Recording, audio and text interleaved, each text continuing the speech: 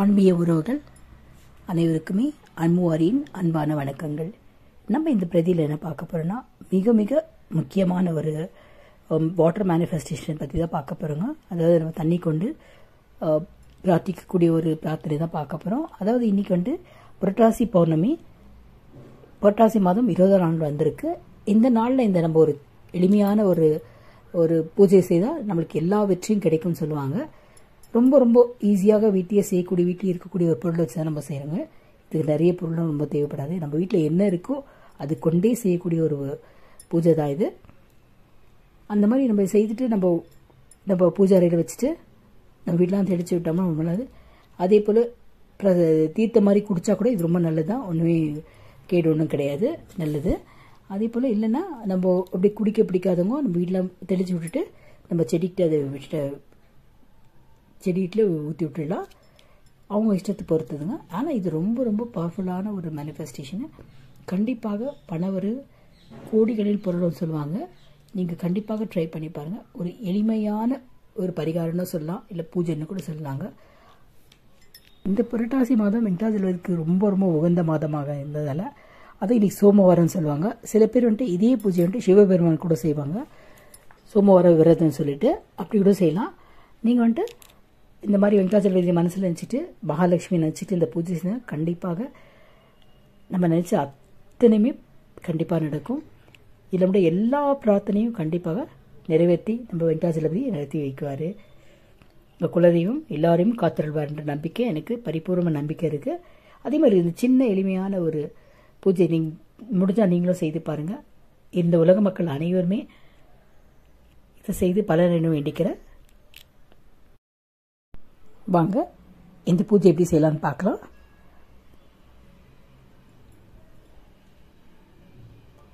First நம்ம ஒரு plate எடுத்துக்கலாம். அந்த பிளேட்டை வச்சுக்கிட்டு அது மேலே ஒரு பவுல் வச்சுக்கலாங்க. நம்மளுக்கு எந்த பவுல் வேணால் வச்சுக்கலாம்.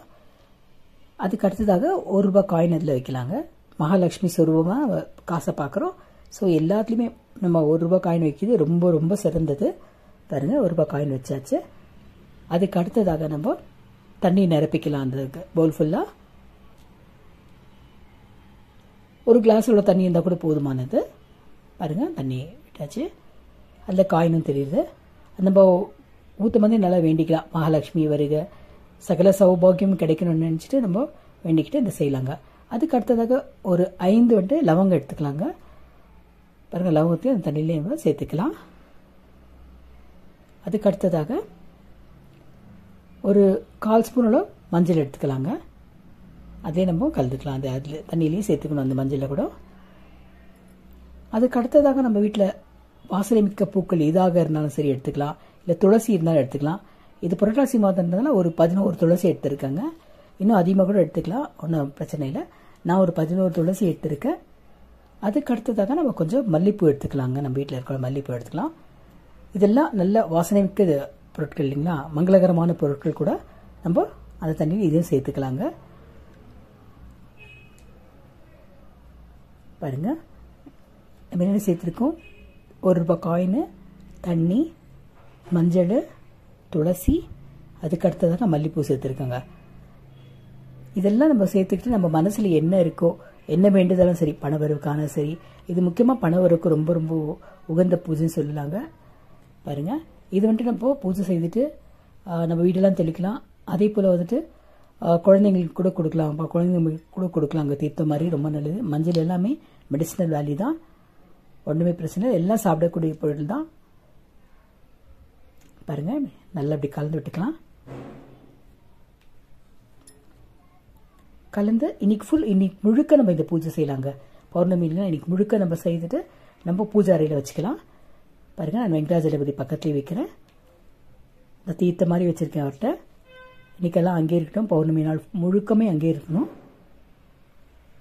நம்ம இந்த தீர்த்தத்தை நாளைக்கு எடுத்து வீட்டில் புரோஷனம் பண்ணலாம். அதே போல் நம்ம குடிக்கவும் செய்யலாம். மிதமாக இருந்ததுனாக்கா நம்ம வீட்டில் வச்சுட்டு கூட எப்போ வேணாலும் வீடெலாம் தெளிச்சா நல்லது தான். அப்படி விருப்பப்படாதவங்க நம்ம செடிக்கிட்ட கூட கொட்டிடலாம் இந்த தீர்த்தத்தை. ரொம்ப ரொம்ப ரொம்ப வெற்றி தரக்கூடிய ஒரு பூஜைங்க இது. எளிமையாக வீட்டில் செய்யக்கூடிய ஒரு பூஜை. அதே போல் செல்வத்தை அள்ளி கொடுக்குற பூஜைங்க. ரொம்ப ரொம்ப நல்ல பூஜை. தயவுசெய்து நீங்களும் ட்ரை பண்ணி பாருங்க.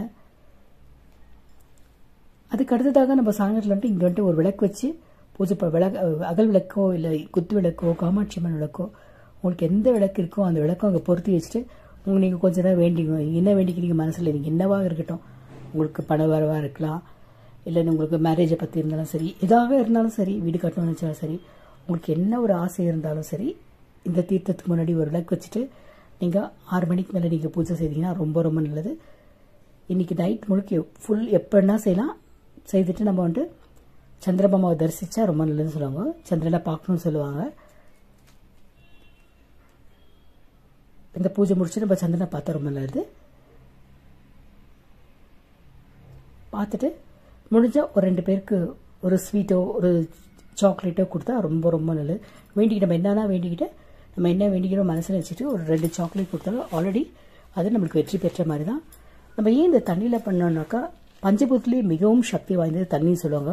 நம்ம தண்ணியை கொண்டு என்ன வேணாலும் கண்டிப்பாக நிறைவேன்னு சொல்லுவாங்க. அது மாதிரி நிறைய பேர் ஆறு கூட எல்லாத்துலேயும் கூட போய் பூஜை செய்வாங்க.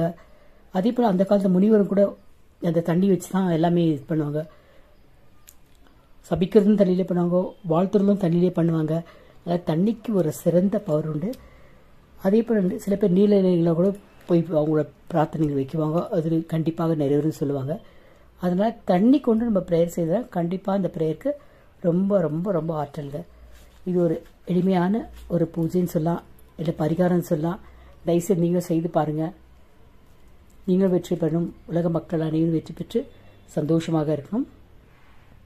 வெங்கடாஜலபதி போற்றி, வெங்கடாஜலபதி போற்றி, வெங்கடாஜலபதி போற்றி. ஸ்ரீலக்ஷ்மியை போற்றி, ஸ்ரீலக்ஷ்மியை போற்றி, ஸ்ரீலக்ஷ்மியை போற்றி, ஸ்ரீலக்ஷ்மியை போற்றி.